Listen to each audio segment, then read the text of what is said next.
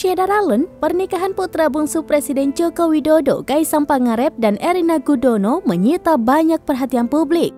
Melansir tribunvideo.com, sampai saat ini Kaisang mengaku persiapannya sudah mencapai 100%. Saat ditemui di Kompleks Stadion Mandala Krida pada Minggu 23 Oktober 2022, Kaisang mengungkapkan pernikahannya dengan Erina memakan banyak biaya. Menurut kabar yang beredar, Kaisang dan Erina akan menikah pada tanggal 9 Desember 2022 mendatang. Meski demikian, masih belum ada informasi resmi dari mereka. Mengutip Kompas.com, pihak calon pengantin pun sudah mencari informasi ke kantor urusan agama atau KUA Melati yang berada di wilayah domisili Erina Sofia Gudono. Di sisi lain, hingga saat ini Erina masih enggan membicarakan atau memberikan bocoran kapan tepatnya tanggal pernikahannya dengan Kaisang.